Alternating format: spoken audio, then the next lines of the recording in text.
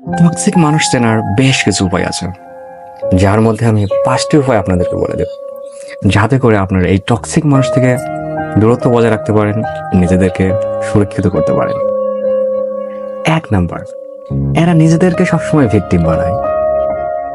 এদের চোখে বাকি সবাই দোষী। নিজের দোষ কখনোই স্বীকার করতে চায় না, বরং নিজের দোষ অন্যের উপর চাপিয়ে দেয়। 2 নম্বর, এই মানুষগুলো সবসময় নেতিবাচকতা খুঁজবে, সব কাজের ভুল ধরবে, খুঁত খুঁজে বের করবে, সবার সমালোচনা করবে। কখনোই এই মানুষগুলো কারোর সত্যিকারে প্রশংসা করবে না, সে যেই হোক না কেন। 3 নাম্বার, তারা শুধু বলতে চায়। এই টক্সিক মানুষগুলো শুধু নিজের কথা বলতে চায়। তারা কখনোই অন্যের আবেগ বা অনুভূতির খুব একটা গুরুত্ব দেয় না। তারা নিজের আবেগ বা অনুভূতি প্রকাশ করতে পারলেই তারা আছে। তাই তারা সবসময় নিজের কথা বলবে, আপনার কথা কখনো শুনবেও না। 4 নম্বর, সামনের জন্য ছোট করে দেখা।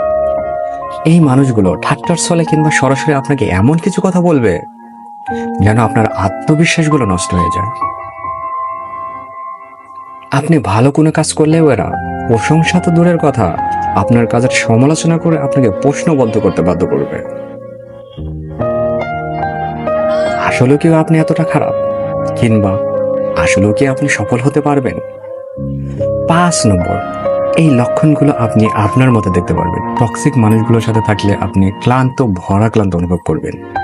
আপনার মধ্যে থেকে পজিটিভিটি চলে যাবে, আপনি একটি নেগেটিভ ভাইব অনুভব করবেন। এটি সব থেকে বড় সতর্ক সংকেত। এই 5টি লক্ষণ যদি আপনি কোনো মানুষের মধ্যে দেখতে পারেন, তাহলে ধরেই নিতে পারেন এই মানুষটি টক্সিক।